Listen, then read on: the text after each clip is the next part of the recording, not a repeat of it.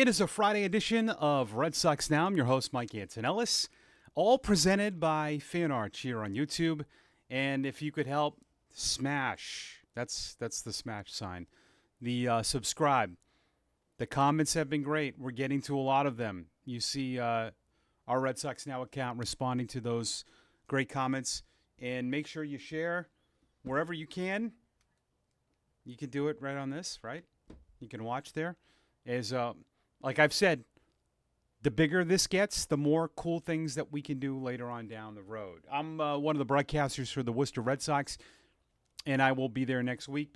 So I don't travel with the team, which I like.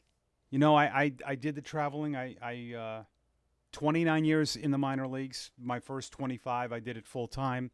But now it gives me chances to, like tonight, watch this great Red Sox game. They're off Thursday. Yankees in action, and got the Yankees in town. I mean, this is great. Tickets are limited. There's a buzz. You just played them last weekend. You have won 2 straight series against really good teams, right? I think there's a little confusion right now when I'm on social media, and that's the pulse. That's where I kind of figure out what fans want, right? I've seen people say this is kind of a lost year, let the kids play. You're 3 games out with 92 to go.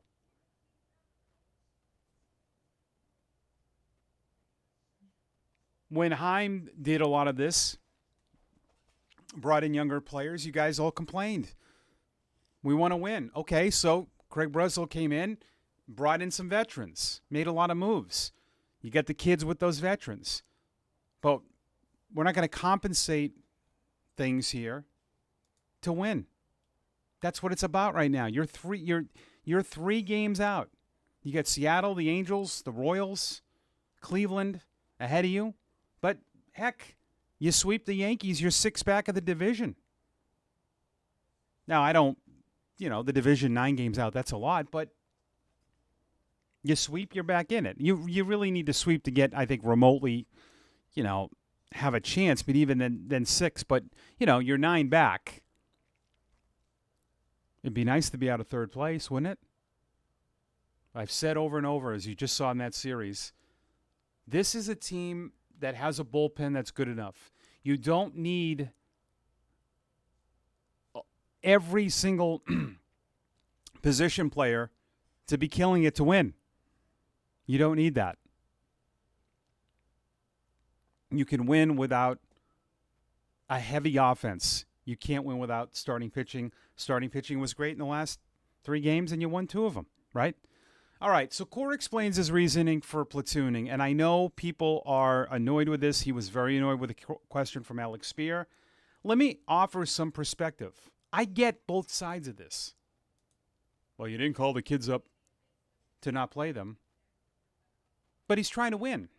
Okay, so let's look at, if you brought someone in from the outside that was going to mediate this situation. So you have to take your fandom out of this. Take your fandom out of this and make pretend you were hired to mediate this conversation. Okay? Cora against the fan. I'm sitting in the middle, okay? The fan is mad.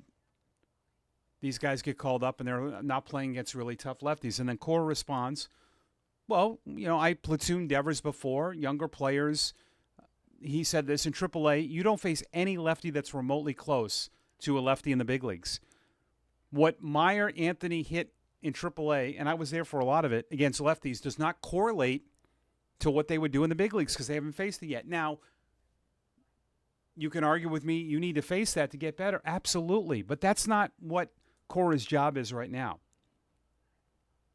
And younger players, they're going to have rough at bats. They're going to against righties.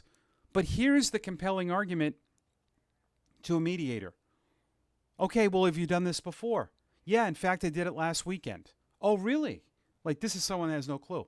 Yeah, the top 2 pitchers on the Yankees, Yarborough, who came in with a 2.86 ERA, and Carlos Rodon, who had an ERA of 2.53, you scored 10 and 11 runs against those 2 guys with the righties in the lineup, the Romy Ref duo.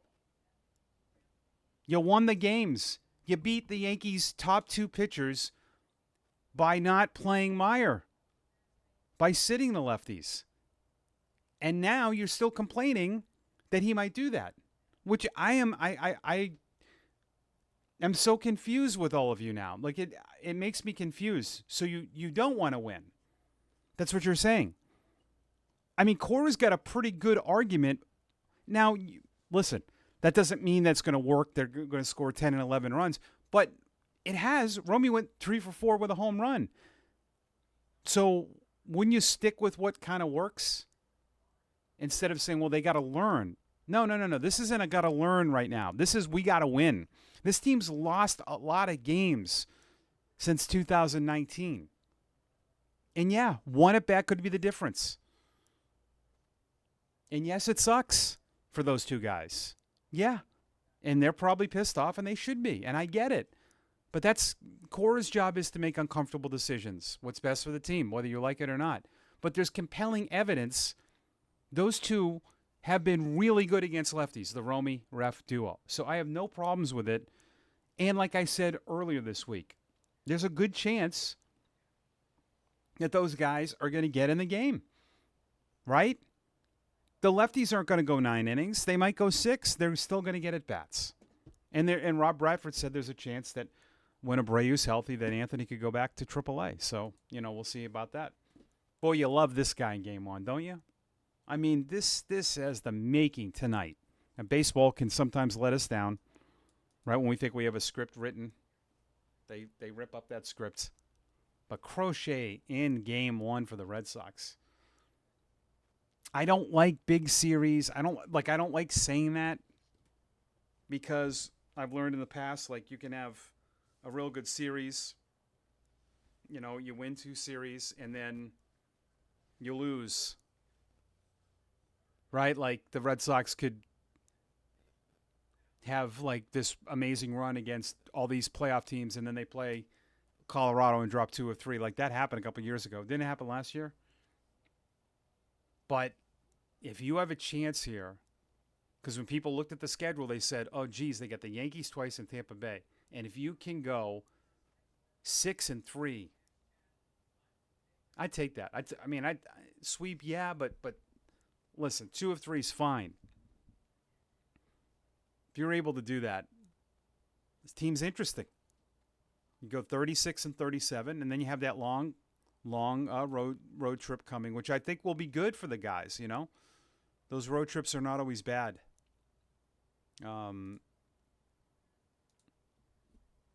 Pulling up the schedule here. At Seattle, at San Francisco, and at the Angels. That's going to be a tough one. Then you come home for Toronto and Cincinnati. So you got an interesting stretch here, but this would be really, really nice. Red Sox have won 4 or 5 and got the Yankees on Friday. All right.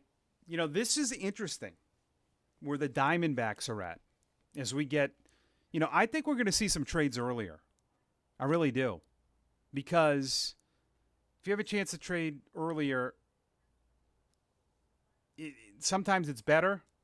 You strike while the iron's hot, where prospects are playing well. But with the Diamondbacks losing Burns, they might be a sell team. There's rumors about Eugenio Suarez going to the Yankees. I had mentioned on this, and I asked, and we got some comments, Alcantara is the guy I like. But what about Zach Gallen for the Red Sox? Because the Diamondbacks are going to probably shift to a seller. And Mike Hazen's aggressive. Mike Hazen, a former Red Sox executive. Would he trade with the Red Sox? Absolutely, if it's the right price. How does Zach Gallen feel? Another experienced starter.